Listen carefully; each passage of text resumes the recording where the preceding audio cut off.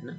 जो ये दूसरे अध्याय के जो ये सब श्लोक चल रहे हैं, इसमें हम साइंस ऑफ सोल, जो हमारा जो आत्मा का जो विज्ञान है उसके बारे में हम लोग चर्चा कर रहे हैं, जिसमें कि हम सीरीज से चल रहे हैं 2.12, 2.13, 2.14। इन सभी श्लोकों में हमने चर्चा किया किस प्रकार से हम जान सकते हैं कि हम शरीर नहीं है, हम आत्मा हैं, और इस शरीर से मिलने वाले सुख दुख को हमको सहन करना है ना। तो उसी सीरीज में हम आगे बढ़ रहे हैं। तो आज का जो हमारा श्लोक है वो दूसरे अध्याय का 20वां और 22वां दो श्लोक हम चर्चा करेंगे। हाँ, तो उसमें से सबसे पहले हम समझते हैं कि जो शरीर है, जो हमारा शरीर है, जिसको हमने भगवद गीता की भूमिका में भी चर्चा किया था इंट्रोडक्शन में, कि जो हमारा शरीर है इसमें 6 प्रकार के परिवर्तन होते हैं, है ना। 6 प्रकार के परिवर्तन क्या क्या होते हैं? सबसे पहला है ये जन्म लेता है ना, हमारा शरीर जो है वो जन्म लेता है, वो उत्पन्न होता है। और दूसरा ये जो है कुछ समय के लिए रहता है ना। हमारा शरीर जन्म लेने के बाद फिर कुछ समय के लिए रहता है और प्रगति करता है, बढ़ता है, धीरे धीरे धीरे धीरे धीरे धीरे बड़ा होता है और फिर एक जैसा रहता है। तो हमारा शरीर जन्म लेता है, प्रगति करता है, बढ़ता है और तीसरा कुछ समय के लिए रहता है। फिर उसके बाद क्या होता है? फिर उसके बाद हम गौण पदार्थ उत्पन्न करते हैं, यानी बाय प्रोडक्ट, यानी बच्चे पैदा करते हैं, है ना, अपने अंश के रूप में। तो गौण पदार्थ पैदा करते हैं। और फिर उसके बाद शरीर से हम क्या करते हैं? शरीर हमारा धीरे धीरे बूढ़ा होने लगता है, धीरे धीरे खराब होने लगता है, और उसके बाद एक दिन शरीर नष्ट हो जाता है, खत्म हो जाता है, मृत्यु हो जाती है ना। तो इस प्रकार की ये जो 6 जो परिवर्तन है ये हमारे शरीर में होते रहते हैं, ये जो 6 प्रकार के परिवर्तन है। लेकिन जो आत्मा है, जो आत्मा है उसमें ये परिवर्तन नहीं होते। आत्मा में जो है, आत्मा कभी जन्म नहीं लेता है, आत्मा कभी मरता नहीं है। वही ये श्लोक है, ना जायते म्रियते वा कदाचित्, ना जायते, ना कभी जन्म होता है, म्रियते, ना कभी मरता है, ना जायते म्रियते वा कदाचित्, कभी भी, हाँ, कभी भी ना तो आत्मा जन्म लेता है ना ही मरता है। तो क्या ना जायते म्रियते वा कदाचित्, क्या श्लोक था, नायं भूत्वा भविता वा न भूयो, नायं भूत्वा पास्ट में, भूत्वा भविता और भविष्य में भूयो, ऐसा नहीं है कि जो आत्मा है वो पास्ट में कभी जन्म नहीं लिया, ना ही फ्यूचर में कभी जन्म लेगा, ना जो है वो पास्ट में कभी मरा है और ना ही आगे मरेगा। तो आत्मा जो है वो क्या है? अजो नित्यम शाश्वतो अयम पुराणो, अजो, अजो है, अजो माने अजन्मा है, नित्य हमेशा रहने वाला है, शाश्वत है, अजो नित्यम शाश्वत अयम पुराण, और सबसे पुराना है, ना हन्यते हन्यमाने शरीर, और इस शरीर के मारे जाने पर आत्मा जो है वो मरता नहीं है। मतलब यहाँ पर भगवान अर्जुन को बोल रहे हैं कि तुम जो है युद्ध करो, और युद्ध में ये भीष्म पितामह गुरु द्रोण इनको सबको मार दो। क्यों? क्योंकि इनको मारने से इनके केवल शरीर नष्ट होंगे, लेकिन आत्मा तो कभी मरता ही नहीं, है ना। तो इस प्रकार से बताने का प्रयास करें कि वास्तविकता में तो गुरु द्रोण और भीष्म पितामह कभी मरेंगे ही नहीं, ये तो केवल उनका शरीर है जो कि मर जाएगा, और आत्मा के नष्ट, शरीर के नष्ट होने से आत्मा नष्ट नहीं हो सकता है। तो इसी के श्लोक के तात्पर्य में अगर आप देखेंगे तो प्रभुपाद जी ने कठोपनिषद के एक श्लोक का रेफरेंस दिया है। कठोपनिषद में भी इसी प्रकार का एक श्लोक आता है। कठोपनिषद वेद का पार्ट है ना। तो कठोपनिषद में एक्चुअल में आत्मा का बहुत डिटेल वर्णन हुआ है। आप देखेंगे ना, ये आत्मा के जितने भी जो श्लोक हैं यहाँ पर भगवद गीता में, उनके सबके रेफरेंस में प्रभुपाद कुछ ना कुछ कठोपनिषद से एक्सप्लेन कर रहे हैं। तो कठोपनिषद से ही यहाँ पर एक श्लोक कोट किया है प्रभुपाद ने, ना जायते म्रियते वा विपश्चित्, इस प्रकार से करके सेम श्लोक है ऑलमोस्ट। तो सब कुछ समान है, लेकिन प्रभुपाद बोल रहे हैं इसका तात्पर्य और उसका तात्पर्य एक ही है, लेकिन एक शब्द एक्स्ट्रा आ गया, क्या? विपश्चिन। और उस विपश्चिन शब्द ही बहुत इंपॉर्टेंट है कि इस विपश्चिन शब्द का क्या अर्थ है? ज्ञान। यानी कि जो आत्मा है उसको ज्ञान होता है, वो अज्ञान में नहीं है, वो अंधकार में नहीं है, वो ज्ञान में है, उसको ज्ञान है, विद्वान है आत्मा वास्तविकता में, है ना। सच्चिदानंद है ना आत्मा, तो चित्त माने ज्ञान है आत्मा। और दूसरा अर्थ हो सकता है पश्चिम मतलब चेतना। तो आत्मा में जो है चेतना होती है, जो यानी कि जो आत्मा का जो लक्षण है वो चेतना है। जैसे हमने कल उदाहरण लिया था कि हमारे शरीर में, हमारे पूरे शरीर में चेतना है, जो कि आत्मा के होने का लक्षण है, जिससे हम जान सकते हैं कि हमारे शरीर में आत्मा है। अगर आप अभी मेरे पैर में चुट्टी काटेंगे, मेरे हाथ में चुट्टी काटेंगे, या मेरे सिर पे कुछ मारेंगे, तो मुझे फील होगा, मुझे पता चलेगा कि हाँ मुझे दर्द होगा, है ना, मैं बदले में कुछ प्रतिक्रिया करूंगा। लेकिन अगर कोई व्यक्ति मरा हुआ है जिसमें चेतना नहीं है, आप उसके टुकड़े टुकड़े भी कर दीजिए, वो कोई भी रिएक्ट नहीं करने वाला है ना। तो यहाँ से हम जानते हैं कि जो चेतना है वो आत्मा का लक्षण है। वो एक जीवित व्यक्ति और एक मृत व्यक्ति को एक दूसरे से पृथक करती है, वो है उसकी चेतना। और वो जो चेतना है वो चेतना लक्षण है आत्मा का। यानी जब तक एक व्यक्ति के शरीर में आत्मा है तब तक उसमें चेतना रहती है, तब तक वह व्यक्ति जीवित होता है। लेकिन जैसे ही शरीर से आत्मा निकल गई तो शरीर में चेतना भी चली गई और फिर व्यक्ति को मरा हुआ कहते हैं, मृत है ना। और यहाँ पर जो आत्मा है उसको क्या कहा है? अजो। अजो, अजो माने अजन्मा है। और भगवान कृष्ण का नाम भी अज है, अज। क्यों? क्योंकि भगवान कृष्ण भी अजन्मा है, वो भी जन्म नहीं लेते हैं, उनका भी मृत्यु नहीं होता है। तो जो स्वयं भगवान है और जो आत्माएं हैं वे दोनों ही अज है। अज माने अजन्मा है। इसके भी रेफरेंस में, इसके भी साथ प्रभुपाद जी ने कठोपनिषद का एक श्लोक कोट किया है, नित्यो नित्यानाम चेतनश्चेतनानाम। नित्यो नित्यानाम कि जो भगवान है वो भी नित्य है। नित्यो मतलब एक व्यक्ति यानी भगवान। ये जो पहला नित्य है ये भगवान के लिए, भगवान नित्य है। यहाँ पे बोल रहे ना, क्या बोल रहे हैं? अजो नित्यम, तो नित्य है और भगवान भी नित्य है। भगवान भी नित्य है और नित्यानाम बहुत सारी जो आत्माएं हैं वो भी नित्य है। नित्यो नित्यानाम और चेतनश्चेतनानाम, जो भगवान है वो भी चेतन है, उनमें भी चेतना है, भगवान पूर्ण चेतना है। और जो चेतना ना मतलब बहुत सारी चेतना है, मतलब जो बहुत सारी आत्माएं हैं उनमें भी चेतना है। तो ये हमारे और भगवान में समानता है। लेकिन फिर अंतर क्या है? अंतर है एको बहुनाम यो विदधाति कामा।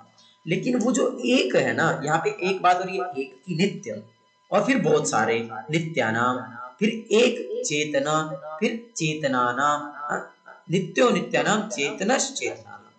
तो एक और बहुत सारे, तो वो क्या बोल रहे हैं? वो जो एक है, एको यो बहुनाम विदधाति कामा, वो जो एक है वो इन सब का सबसे सुप्रीम है, इन सबका परम है, इन सबको कंट्रोल करने वाला है। तो ये अंतर है हमारे कि वो जो एक है यानी भगवान है वो सबको कंट्रोल करने वाला। तो ये अंतर है। और प्रभुपाद बोल रहे हैं difference is Krishna is Achyuta, कि भगवान कृष्ण जो है वो अच्युत है। भगवान कृष्ण का एक नाम है अच्युत।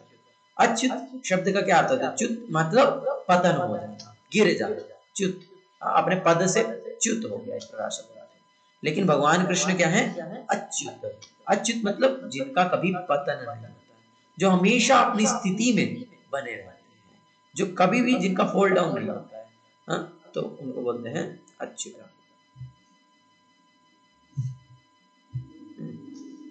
तो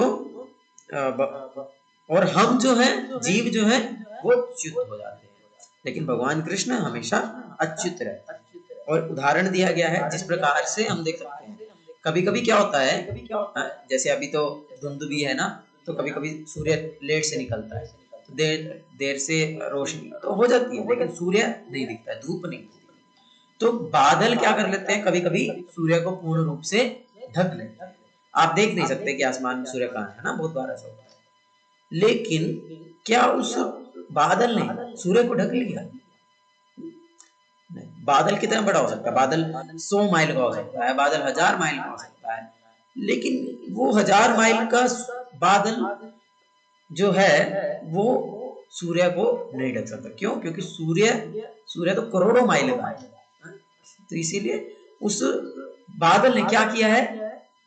हमारी आंखों को ढक लिया है ना, क्योंकि हम छोटे से हैं इसीलिए हमारी आंखों को जो है सूर्य ने ढक लिया। तो इस कारण से हम सूर्य को नहीं देख पाते। तो उसी प्रकार से जो भगवान की माया शक्ति है वो भगवान को नहीं ढक सकती है, तो भगवान बोल रहे हैं माया जवनी का छन्ना, मैं अपनी माया से ढका रहता हूँ। तो भगवान को कभी भी जो भगवान की माया शक्ति है वो नहीं ढक सकती है, क्योंकि भगवान अपनी माया शक्ति से बहुत बड़े हैं। तो फिर जो माया है वो किसको ढकती है? हम जीवों को ढक सकती है, क्योंकि हम उससे बहुत छोटे हैं। हमारी आंखें तो बहुत छोटी हैं, हमारी आंखों के देखने का दायरा बहुत छोटा सा है।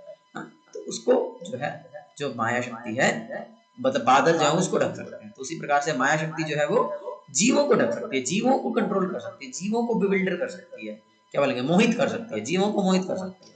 लेकिन भगवान माया के जुरिडिक्शन में नहीं आते हैं, भगवान माया के उस पर नहीं आते। तो इस प्रकार से हम समझते हैं। और आगे एक और उदाहरण से प्रभुपाद इसका एक्सप्लेन कर रहे हैं कि जिस प्रकार से मान लीजिए एक पेड़ पर दो पक्षी बैठे हैं, उस प्रकार से जो जिस प्रकार से एक पेड़ पर दो पक्षी बैठे हैं, उसी प्रकार से जो हमारे शरीर के अंदर आत्मा के बैठे हुए का बताया गया कि एक्चुअली जैसे हमने कल चर्चा किया था कि आत्मा कहाँ है, हमारे हृदय में है। प्रभुपाद इसको लेक्चर में बोल रहे हैं कि साइंटिस्ट जो हैं वो ये तो स्वीकार करते हैं कि जो हमारे शरीर में जो सारा सिस्टम चल रहा है, जो कॉन्शियसनेस है, वो किसके कारण चल रहा है? हृदय के कारण चल रहा है, दिल के कारण चल रहा है। लेकिन वो उस दिल के कारण कैसे चल रहा है? वो दिल में जो आत्मा है वो उसको नहीं देख पाते कि भाई हाँ ये दिल के अंदर आत्मा है, इस कारण आत्मा से चल रहा है सब कुछ, वो ये नहीं देख पाते क्योंकि आत्मा का साइज बहुत छोटा है ना। हमने पहले भी एक बार चर्चा किया था, आत्मा का साइज क्या है? बालग्र शतभागस्य शतधा कल्पितस्य। जब अगर बाल के अगले हिस्से को, पूरे एक बाल को नहीं, हरे कृष्ण, पूरे एक बाल को नहीं, एक बाल अगर यहाँ पर एक बाल रखा तो हम देख नहीं सकते ना अपनी आंखों से, कई बार पता ही नहीं चलता है ना, उसको निकालने में बड़ा मेहनत करना पड़ता है। तो बाल नहीं बोला, बालग्र, बाल के अगले हिस्से को, सिर्फ टिप ऑफ द हेयर, जो उसका केवल अगला नोक है, केवल उसको क्या करना है? उसको शतधा, उसको 100 हिस्सों में बांटना है। बाल के अगले भाग को 100 हिस्सों में बांटना है, और फिर बालग्र शतभागस्य, शतभाग करके 100 भागों में से एक भाग लेना है, फिर शतधा कल्पितस्य, फिर से 100 भागों में बांटना है। मतलब एक बाल के 10,000वें हिस्से के बराबर जो है आत्मा का साइज है। ये भी कठोपनिषद में ही बताया गया है। तो इस प्रकार से आत्मा का साइज इतना माइन्यूट है कि हमारे पास ऐसा कोई टेक्नोलॉजी नहीं है जिससे कि हम इतनी छोटी सी चीज को देख सकें। तो इसीलिए हम जो है आत्मा को अपनी आंखों से नहीं देख सकते, और इसीलिए जो वैज्ञानिक लोग हैं, कुछ वैज्ञानिक लोग, वे आत्मा के अस्तित्व को स्वीकार नहीं कर पाते हैं क्योंकि वो उसको देख नहीं पाते। खैर ऐसे तो बहुत सारी चीजें हैं जिनको हम नहीं देख सकते।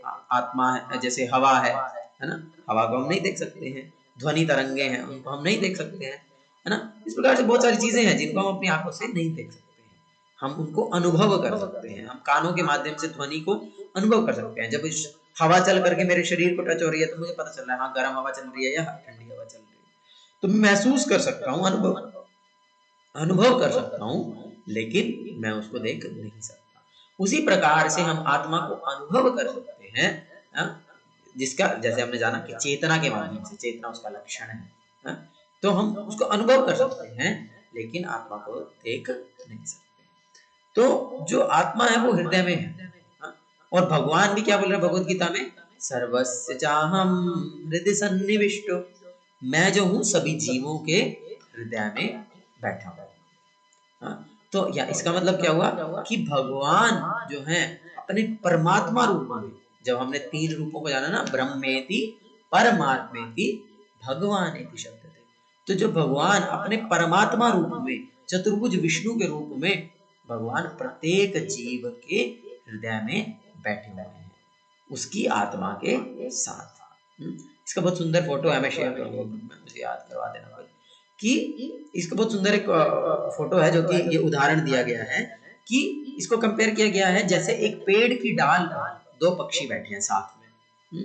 उससे कंपेयर किया गया कि हमारा शरीर जो है वो पेड़ है और उसके हृदय में 2 पक्षी, यानी एक आत्मा है और एक परमात्मा है, 2 पक्षी उसमें बैठे हुए हैं।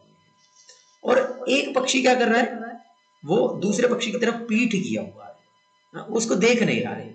और क्या कर रहा है, उस पेड़ पे लगे हुए अलग अलग फलों को खा रहा है।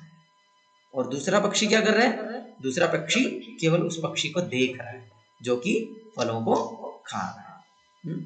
तो अब जो पक्षी फलों को खा रहा है वो आत्मा है। वो अलग अलग फल खा रही है। कभी जो है फल कड़वा निकलता है तो कड़वा लगता है, बुरा लगता है। कभी फल बहुत मीठा निकलता है तो बहुत अच्छा लगता है ना। हम अपने जीवन में अलग अलग तरह के काम कर रहे हैं और उसके कारण हमको अलग अलग प्रकार का सुख या दुख भोगना पड़ रहा है।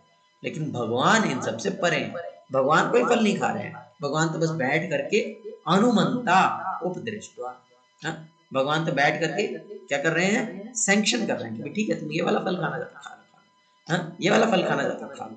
अनुमंता परमिशंस दे रहे हैं और उपदृष्टवा, और बस बैठ करके देख रहे हैं अभी ये व्यक्ति क्या कर रहा है, कौन सा फल खा रहा है और उस फल को खाने से उसको क्या क्या रिएक्शन मिल रहे हैं, प्रतिफल मिल रहे हैं, है ना।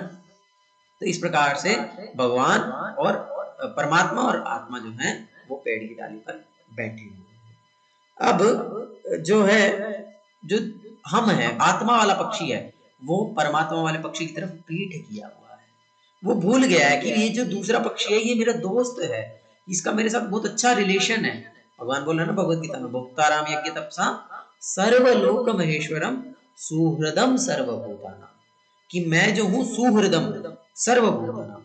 जब हमने वो मित्र सखा बंधु को चर्चा किया है ना, तो उसमें एक शब्द सुहृद भी आता है। सुहृद सबसे ज्यादा गुह्य है, जो सबसे ज्यादा सुहृद, सु मतलब अच्छा, हृदय मतलब चाहने वाला, हृदय से, जो हमारा अच्छा चाहने वाला, वास्तविकता में हमारा अच्छा चाहने वाला हृदय से, उसको बोलते हैं सुहृद।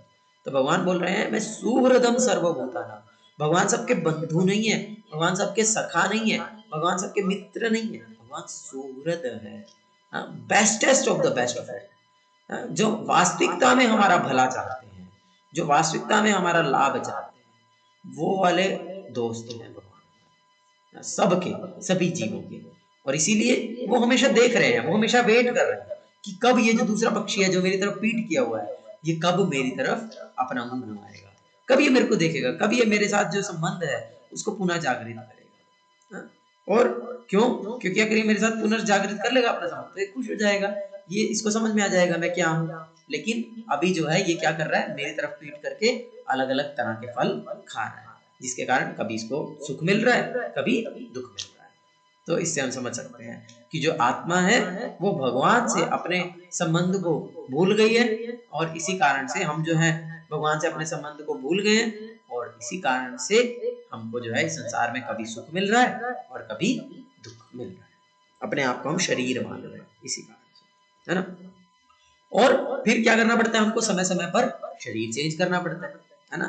तो पक्षी क्या करता है, फल खाते खाते एक पेड़ से उड़ करके दूसरे पेड़ पे जाकर के बैठ जाता है।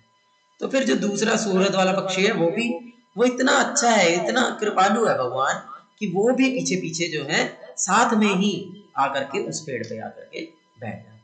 तो हमेशा जो है भगवान परमात्मा रूप में हर जीव के साथ रहते हैं, चाहे हम सुअर के शरीर में भी चले जाएं, चाहे हम कुत्ते के शरीर में भी चले जाएं, चाहे हम मल के कीड़े के शरीर में भी चले जाएं, अपने कर्मों के अनुसार, अपने फलों के खाने के कारण।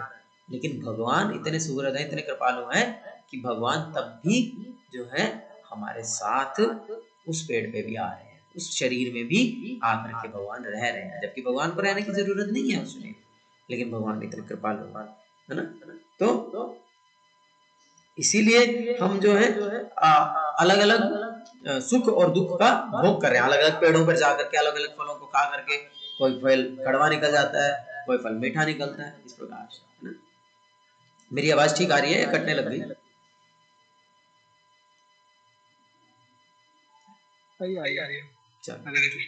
ठीक है, आवाज कटेगी तो बता दीजिएगा, क्योंकि मेरा इंटरनेट खत्म हो गया। तो लेकिन प्रभुपाद बोलते हैं कि वास्तविकता में इस भौतिक संसार में केवल और केवल दुख ही है। हाँ, हम सोच रहे हैं आर्टिफिशियली कि मेरे जीवन में दुख भी है और सुख भी है, लेकिन वास्तविकता में ये संसार क्या है, दुखालयम शाश्वतम। भगवान भगवत गीता में बोल रहे हैं कि ये संसार तो क्या है, दुखालयम है, दुखों का घर है। तो फिर जो हमको सुख की स्थिति लग रही है, फिर वो क्या है? तो वास्तविकता में जो हमको सुख जैसा लग रहा है वो क्या है, वो कुछ समय के लिए दुख का ना होना है वो सुख है ना। जैसे कि इसमें मैं उदाहरण देता हूँ ना, प्रभुपाद उदाहरण देते हैं, आपने सुना भी होगा कि पहले के समय में क्या किया जाता था, जब किसी को दंड दिया जाता था तो उसको क्या करते थे, नौका में बिठा करके नदी के बीच में ले जाते थे, और फिर नदी के बीच में ले जा करके उसको क्या करते थे, पानी में उसका मुंह डुबा देते थे, और वो गुड़ गुड़ गुड़ गुड़ पूरा जब पूरा मरने वाला हो गया कि बस अब मर जाएगा, तब उसको 1 सेकंड के लिए बाहर निकालता था, तो फिर वो सांस रहता था ऐसा करके सांस है, और फिर से उसको सांस लेने के बाद फिर से पानी में डालना, तो ऐसे करके उसको बिल्कुल मारते भी नहीं थे और छोड़ते भी नहीं।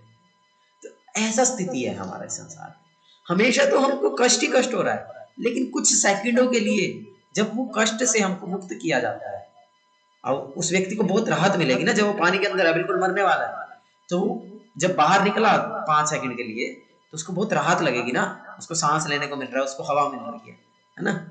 लेकिन क्या वास्तविकता में वो स्थिति अच्छी है? नहीं, बिल्कुल भी नहीं, है ना। लेकिन वो उसके लिए उस समय वो स्थिति उसको बहुत अच्छी लगती है। तो हमारे जीवन में हमको जो मात्रा स्पर्शास्तु कौनते, जो ये शरीर के संपर्क में आने से हमको जो सुख मिल रहे हैं, वो वास्तविकता में दुख का ना होना है। वो वास्तविकता में बीच में, हमेशा तो दुख ही है जीवन में, लेकिन बीच में थोड़े सेकंड के लिए, थोड़े दिनों के लिए, थोड़े घंटों के लिए, थोड़े पलों के लिए, हाँ, जब दुख नहीं है तो हमको लग रहा है कि हम सुखी हो गए, हमारे जीवन में सुख आ गया, लेकिन वो सुख नहीं है, वो वास्तविकता में वो बस कुछ समय के लिए दुख नहीं है, थोड़े समय के बाद फिर से दुख आ जाएगा और फिर से हम दुखी हो जाएंगे, है ना। तो इसी प्रकार से इसमें प्रभुपाद बहुत सुंदर एक उदाहरण भी देते हैं कि जैसे मान लीजिए जैसे पहले के समय में लोग क्या करते थे, खेतों में जो है अपना मल त्याग किया करते थे ना सुबह सुबह, तो पूरा दिन उसके ऊपर धूप पड़ती थी, तो धूप पड़ने से ऊपर ऊपर का जो लेयर है वो क्या होता था, वो सूख जाता था, हाँ, कड़क हो जाता था। तो अब कोई कहे कि भाई ये जो मल है इसका ऊपर का लेयर तो कड़क है, ये तो अच्छा नहीं है, अंदर का लेयर जो है जो कि सॉफ्ट है वो अच्छा है, तो तो मूर्खता है ना। दोनों तो मल है, चाहे गीला हो चाहे सूखा हो, दोनों तो स्टूल है, दोनों तो मल है, हाँ?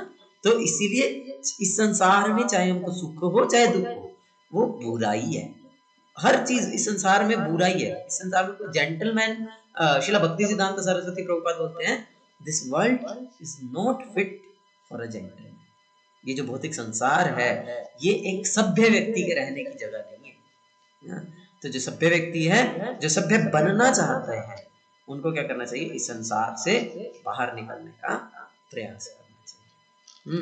तो इस प्रकार से हम समझते हैं, है ना। समझ में आया सबको ये उदाहरण?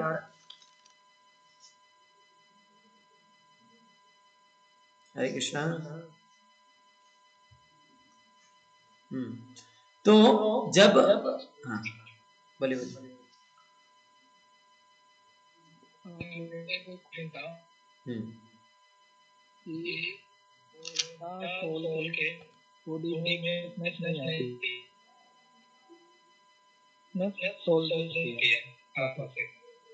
क्या आत्मा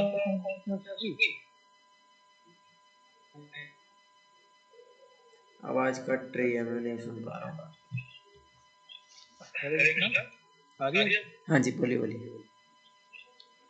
मैं कह रहा हूँ कि बिना आत्मा के बॉडी में कॉन्शियसनेस नहीं आती, मतलब कॉन्शियसनेस आत्मा में है, पर क्या बिना बॉडी के आत्मा सिर्फ आत्मा में कॉन्शियसनेस होगी? नहीं होगी, तो फिर कॉन्शियसनेस एग्जैक्टली कहाँ पे, किसमें है? हाँ तो मैं एक्सप्लेन करता हूँ। तो आत्मा जो है वो कभी भी बिना शरीर के नहीं होती है, आत्मा हमेशा ही एक शरीर में रहती है। जैसे हमने कल चर्चा किया था, 2 प्रकार के शरीर हैं, एक है स्थूल शरीर और एक है सूक्ष्म शरीर, है ना। जैसे आपने कभी कभी इस बात को एक्सपीरियंस किया होगा कि आप किसी जगह पर जाते हैं, आपको ऐसा लगता है कि मैंने ये जगह देखी हुई है, लगता है, आप कोई ऐसे लोग किसी व्यक्ति से मिलते हैं, आपको लगता है मैं इस व्यक्ति से मिला हूं, है ना, लगता है। तो लेकिन जबकि वास्तविकता में प्रैक्टिकली आप कैसे भी देख लो, पॉसिबल ही नहीं है कि आप वो जगह पर पहले गए हो या आप उस व्यक्ति से मिले हो, है ना। हुआ है ना, सबके जीवन में होता है। तो ये क्यों हुआ है? तो क्योंकि 2 शरीर हैं, एक है स्थूल शरीर और एक है सूक्ष्म शरीर। आत्मा जो है जब ये स्थूल शरीर को त्याग देती है, जब ये पंच भौतिक शरीर को त्याग देती है, तो जो सूक्ष्म शरीर है जो कि मन बुद्धि और अहंकार से बना हुआ है, उसमें आत्मा ट्रैवलिंग करती है, उसको नहीं त्यागती, उसमें ही आत्मा ट्रैवलिंग करती है। और उसमें फिर आत्मा जो है, फिर अगर उसको नरक जाना है तो फिर उसको एक यातना शरीर दिया जाता है। उस यातना शरीर में फिर उसको, मतलब वो ऐसा शरीर है जैसे अभी मान लीजिए हमारा ये शरीर है, अब अगर इसको गर्म तेल में बॉईल कर देंगे तो हम तो इमीडिएटली मर जाएंगे, है ना। अगर गर्म तेल में इस शरीर को डाल देंगे तो इमीडिएटली मर जाएंगे। लेकिन वो यातना शरीर ऐसा है कि आपको गर्म तेल में डाल देंगे, हाँ, लेकिन आपको कष्ट होगा लेकिन आप मरोगे नहीं।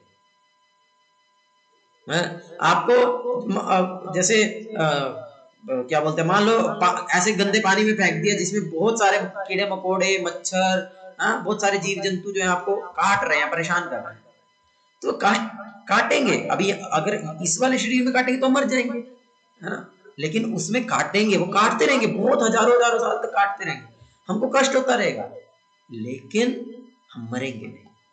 तो वो यातना शरीर भी बहुत स्पेशल होता है। इसी प्रकार से जो है फिर उसके बाद आकर के फिर हमको एक शरीर मिल जाएगा अपने कर्मों के अनुसार, कर्मणा दैवनेत्रेण यंत्र देहो। और जब व्यक्ति मुक्त हो जाता है, जब जीव मुक्त हो जाता है, तब उसको जो शरीर मिलता है वो आध्यात्मिक शरीर होता है, स्पिरिचुअल बॉडी होती है। तब भी एक शरीर मिलता है, लेकिन वो शरीर बदलता नहीं है, उस शरीर में कोई परिवर्तन नहीं होता, वो शरीर इक्वल टू आत्मा ही होता है। क्योंकि वो जो जगत है वो चित्त जगत है ना, वहां पर सब कुछ चेतन है, वहां पर जड़ कुछ है ही नहीं, तो वो जो शरीर है वो भी चेतन ही होता है। और ये जो हमारा माइंड, इंटेलिजेंस है और अहंकार है, ये वही रहता है जो अभी है, लेकिन ये क्या हो जाता है, ये प्योरीफाइड हो जाता है, शुद्ध हो जाता है, शुद्ध फॉर्म में होता है। फिर जो हमारा मन है, सवय मना कृष्ण पदारविंदयो, मन जो है वो केवल और केवल भगवान के विषय में ही सोचने में लगा रहता है, केवल और केवल भगवान के चरणों में ही लगा रहता है। बुद्धि जो है कैसे भगवान को प्रसन्न करनी है, केवल और केवल इसी में ही लगी रहती है। और अहंकार, अहंकार मतलब फिर वो उस व्यक्ति को केवल यही अपनी आइडेंटिफिकेशन रहती है कि मैं केवल और केवल कृष्ण का दास हूँ, मैं शर्मा नहीं हूँ, मैं ब्राह्मण नहीं हूँ, मैं पंडित नहीं हूँ, मैं सिंगला नहीं हूँ, मैं जो भी वटएवर, मैं क्षत्रिय नहीं हूँ, मैं शूद्र नहीं हूँ, मैं ब्रह्मचारी नहीं हूँ, मैं सन्यासी नहीं। ये सब जो अहंकार है, ये सब जो उपाधियां हैं, सब फॉल्स है, ये फॉल्स ईगो है। या मैं भारतीय हूँ, मैं लड़का हूँ, ये सब जो है ये फॉल्स है, फॉल्स ईगो है, मिथ्या अहंकार है। तो इसीलिए वास्तविक अहंकार भी है शुद्ध रूप में, तो अहंकार होना गलत नहीं है, मिथ्या अहंकार होना गलत है। और वास्तविक अहंकार क्या है कि मैं भगवान कृष्ण का दास हूँ, मेरा कार्य भगवान कृष्ण की सेवा करना है, ये अहंकार होना गलत नहीं है, ये ईगो, ये एटीट्यूड होना गलत नहीं है। अहंकार मतलब, अहंकार का मतलब हमेशा गलत सेंस में रहते हैं, लेकिन अहंकार मतलब गलत नहीं है। अहंकार का एक पॉजिटिव डायरेक्शन, एक पॉजिटिव व्यू है, एक नेगेटिव व्यू है। तो नेगेटिव व्यू मतलब मिथ्या अहंकार, मतलब यही सब चीजें जो हमने अभी चर्चा की गलत है, ये सब होना गलत है। लेकिन ये अहंकार होना मतलब ये एटीट्यूड होना, ये मनोवृत्ति होना कि मैं भगवान कृष्ण का दास हूं, ये सही है। तो इस प्रकार से जो हमारा मन बुद्धि अहंकार है वो पूर्ण रूप से शुद्ध हो जाता है और हमको एक आध्यात्मिक शरीर मिलता है। तो चेत आत्मा जो है वो हमेशा ही एक शरीर में रहती है, और आत्मा हमेशा चित्त है ना, हमेशा चेतन है, हमेशा ही उसमें चेतना रहती है। जैसे जो भूत भूत प्रेत होते हैं, भूत पिशाच है, तो उनके पास कोई स्थूल शरीर नहीं होता है, वो केवल सूक्ष्म शरीर में ही रहते हैं। जैसे मान लीजिए कि किसी व्यक्ति का इस शरीर में मनुष्य शरीर मिला, किसी को 50 साल की उम्र थी कि भाई 50 साल तक ये व्यक्ति जिएगा, 50 साल तक इसको इस शरीर में रहना है, उसके बाद ये इस शरीर को छोड़ करके अगला शरीर प्राप्त करेगा। लेकिन व्यक्ति तो 12वीं क्लास में फेल हो गया और बड़ी टेंशन होगी, या फिर IIT JEE के एग्जाम में फेल हो गया, टेंशन होगी, भाई अब तो सब खत्म हो गया, मेरी नौकरी नहीं लग रही है, सब खत्म हो गया, अब मैं समाज को मुंह दिखाने लायक नहीं हूँ, मैं सक्सेसफुल नहीं हूँ, व्हाटएवर एटसेट्रा एटसेट्रा। और व्यक्ति ने 20 साल की उम्र में सुसाइड कर लिया। तो जो व्यक्ति को 50 साल में जिस शरीर को छोड़ना था, अगला शरीर कब मिलेगा, 50 साल के बाद, लेकिन उसने क्या किया, 20 साल में ही शरीर को जबरदस्ती छोड़ दिया। तो अब 30 साल के लिए उसको अगला शरीर नहीं मिलेगा। उसको अगला स्थूल शरीर 30 साल तक नहीं मिलेगा, अब उसको अगले 30 साल तक सूक्ष्म शरीर में ही भटकना पड़ेगा। और जो हमारी इच्छाएं हैं वो तो मन से हैं, है ना। हम अच्छा अच्छा खाना चाहते हैं, वो तो मन से खाना चाहते हैं। हम अच्छा अच्छा देखना चाहते हैं, मन से है। हम भोग करना चाहते हैं, मन से करना चाहते हैं। मन तो है ही है पर वो शुद्ध तो हुआ नहीं है। तो मन क्या चाहेगा? मन खाना चाहेगा, मन पहनना चाहेगा, मन छूना चाहेगा, मन सुनना चाहेगा। लेकिन स्थूल शरीर तो है ही नहीं जिसके माध्यम से खा सके, जिसके माध्यम से सुन सके, जिसके माध्यम से, तो वो फिर क्या होगा? कितना परेशान हो जाएगा। आपके मन, आपके अंदर खाने की इच्छा है, आप चीजों को देख रहे हो, खाने की चीज रखी है, लेकिन खा नहीं सकते, खा नहीं सकते हैं। तो कितना कष्ट है, कितना फ्रस्ट्रेट हो जाता है। इसीलिए फिर कोई कोई जो इस प्रकार का जीव है बहुत फ्रस्ट्रेट हो जाता है, बहुत परेशान हो जाता है, फिर वो दूसरों को परेशान करता है।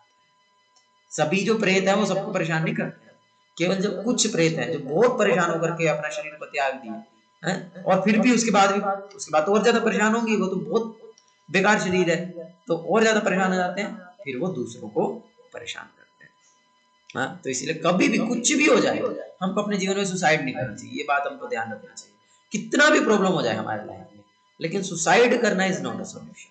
अगर हम सुसाइड करें, हम सोचे कि बस शरीर छोड़ देंगे तो हमारी जीवन की समस्या खत्म हो जाएगी, नहीं होगी।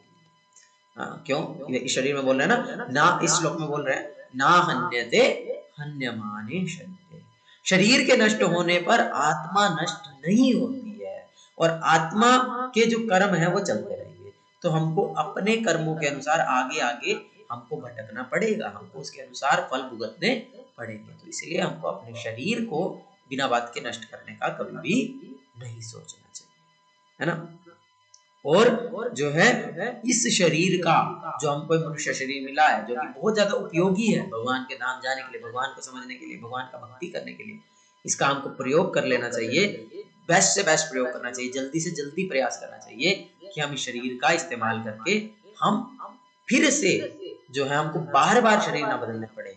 एक बार ये शरीर को छोड़ करके, ये तो छोड़ना ही पड़ेगा भौतिक शरीर, इस शरीर को छोड़ करके हम आध्यात्मिक शरीर को ही प्राप्त कर लें, जिसको फिर से बदलना नहीं पड़ेगा, जो शाश्वत होगा, जिसको चेंज नहीं करना पड़ेगा। तो ये हमको इस जन्म में प्रयास करना चाहिए कि हमको बहुत अच्छा अपॉर्चुनिटी मिला है, हम भारत भूमि में जन्म लिए हैं, हम ऐसे घर में जन्म लिए हैं जहां पर हमको शास्त्र पढ़ने का, भक्ति करने का हमको जो है ये अवसर मिल रहा है। ऐसी ऐसी जगह पर हम हैं, है ना, और ऐसे लोगों के हम संग में आ गए हैं, श्रील प्रभुपाद जी के संग में हम आ गए हैं, जिससे कि हम इस शरीर का वास्तविक उपयोग करके इस संसार से मुक्त हो सकते हैं, एक आध्यात्मिक शरीर प्राप्त कर सकते हैं। तो हमको इस अवसर का पूरा पूरा लाभ उठाना चाहिए और अपना पूर्ण जीवन भगवान को समर्पित करके, जो है आचार्य को समर्पित करके, गुरु को समर्पित करके हमको प्रयास करना चाहिए कि हम इस भौतिक शरीर को छोड़ करके आध्यात्मिक शरीर को प्राप्त करें, ताकि फिर हम इस भौतिक संसार से मुक्त होकर के इस दुख आलयम से निकल करके हम भगवान के धाम में सुखपूर्वक रह सकते हैं। हाँ, और जैसे दूसरा 2.22 श्लोक, जो 22वां श्लोक है, उसमें क्या है, उसमें भगवान ने इसी को समझाने के लिए उदाहरण दिया है। तो बहुत छोटा सा ही है, ज्यादा इसका एक्सप्लेनेशन नहीं है, लेकिन बहुत इंपॉर्टेंट श्लोक है, इसलिए मैं साथ में ही कवर कर रहा हूँ। वांसांसि जीर्णानि यथा विहाय नवानि गृह्णाति नरोपराणि तथा शरीराणि विहाय जीर्णानि अन्यानि संयाति नवानि देहि। क्या बोल रहे हैं? जिस प्रकार मनुष्य अपने पुराने वस्त्रों को त्याग कर नए वस्त्रों को धारण करता है, उसी प्रकार आत्मा पुराने तथा व्यर्थ के शरीरों को त्याग कर नवीन भौतिक शरीर धारण करता है। जैसे कि हम अभी एक कपड़े पहने हैं, इसको उतार करके दूसरे कपड़े पहन लेंगे, उसको उतार करके तीसरे कपड़े पहन लेंगे। इस प्रकार से आत्मा जो है एक शरीर धारण करती है, उसको छोड़ करके दूसरा शरीर धारण करती है, उसको छोड़ करके तीसरा शरीर धारण करती है। तो इसीलिए आत्मा जो है वो शरीर से अलग है और इसी प्रकार से अलग अलग शरीर बदलती रहती है। जैसे हमने आज पक्षी के उदाहरण से समझा कि जो पक्षी है वह एक शरीर से, एक पेड़ से दूसरे पेड़ पर जाता रहता है, अलग अलग फलों को खाता रहता है और फिर सुख और दुख का भोग पाता रहता है। लेकिन यदि वो पक्षी क्या करे, यदि वो भगवान की तरफ देख ले, यदि वो दूसरे पक्षी की तरफ देख ले, उससे अपने संबंध को फिर से जागृत कर ले कि अरे ये तो मेरा दोस्त है, उसको समझ ले, उससे फिर से अपने संबंध को विकसित कर ले, पुनः जागृत कर ले, तो क्या होगा, तो फिर उसको आध्यात्मिक शरीर मिल जाएगा। फिर उसको इस प्रकार से पेड़ों को बार बार बदलना नहीं पड़ेगा और हम जो है भगवान के धाम जाने के योग्य हो जाएंगे, है ना। तो यही है इस श्लोक में। ठीक है, आज के लिए यही तक। किसी को कुछ प्रश्न तो पूछ सकते हैं। हरे कृष्णा कृष्ण कृष्ण हरे हरे, हरे राम राम राम हरे हरे। जय भगवतवाणी श्रीमद् भगवद गीता की जय, श्रील प्रभुपाद की जय। किसी को कुछ प्रश्न है तो पूछ सकते हैं। शिव प्रभु बोलिए।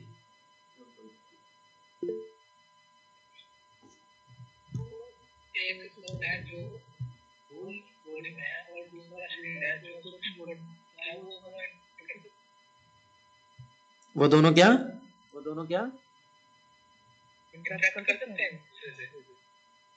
कौन दोनों, स्थूल शरीर और सूक्ष्म शरीर? हाँ, समझ में नहीं आया।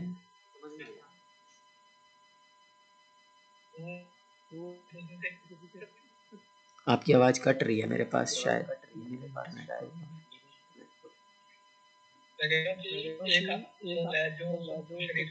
हाँ,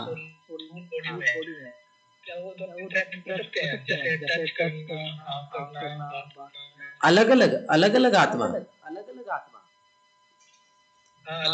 मतलब आप इस प्रकार से बोल रहे हैं कि एक आत्मा जो है वो स्थूल शरीर है उसके पास, केवल उसके पास कोई सूक्ष्म, सॉरी स्थूल शरीर में है मतलब प्रॉपरली, और एक आत्मा जिसके पास केवल सूक्ष्म शरीर है, उसके पास स्थूल शरीर नहीं। हाँ, तो वो दोनों आपस में इंटरेक्ट कर सकते हैं, है ना, ये प्रश्न ना। तो हाँ कर सकते हैं। या तो जिसका चेतना बहुत गिरा हुआ है वो कर सकते हैं, या जिसका चेतना बहुत उच्च है वो कर सकते हैं। बीच वालों के लिए मुश्किल है। जैसे प्रभुपाद जी हैं, एक बार प्रभुपाद आई थिंक कहाँ पर, हाँसी में शायद, मुझे एग्जैक्टली लोकेशन अभी याद नहीं, बहुत समय पहले मैंने पढ़ा था, सुना था कि प्रभुपाद जी एक घर में गए, बिल्कुल बंद घर था, खाली घर था, कोई नहीं रहता था वहां पर। तो प्रभुपाद वहां पर जाकर के भगवत गीता का टीका लिखा करते थे। तो वहां पर एक भूत रहता था, मतलब एक वही प्रेत रहता था, एक ऐसा जीव रहता था जो कि सूक्ष्म शरीर में था। तो प्रभुपाद उनके साथ बातें किया करते थे। प्रभुपाद बिल्कुल डरते नहीं थे, प्रभुपाद उनसे बात किया करते थे प्रॉपर्ली। इस प्रकार से है ये डिटेल में, मुझे एग्जैक्टली पूरा याद नहीं है।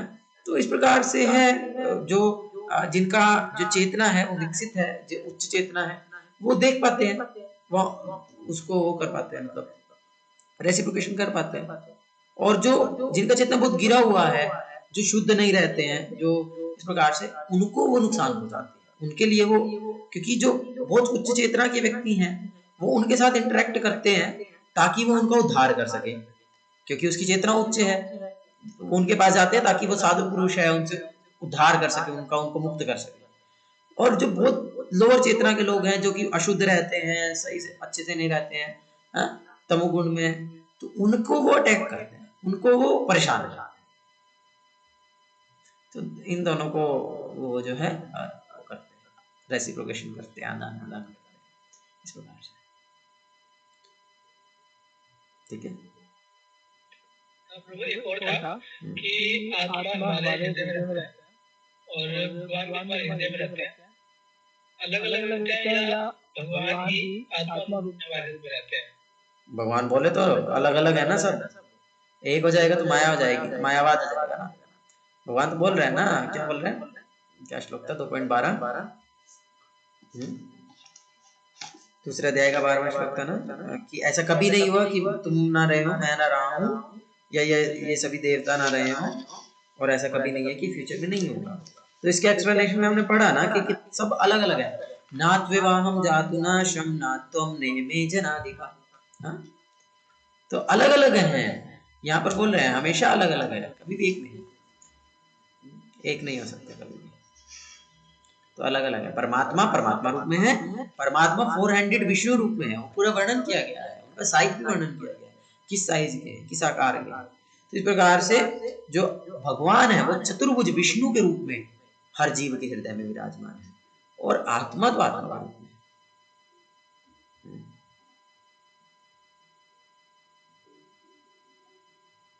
ठीक है, और कोई प्रश्न?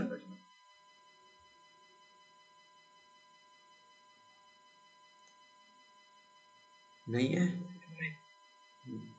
तो ठीक है, फिर आज हम यहीं पर ही एंड करते हैं, अगर कोई प्रश्न नहीं तो।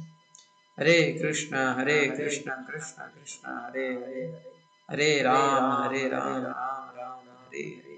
भगवद्वाणी श्रीमद् भगवद गीता की जय। श्रील प्रभुपाद की जय।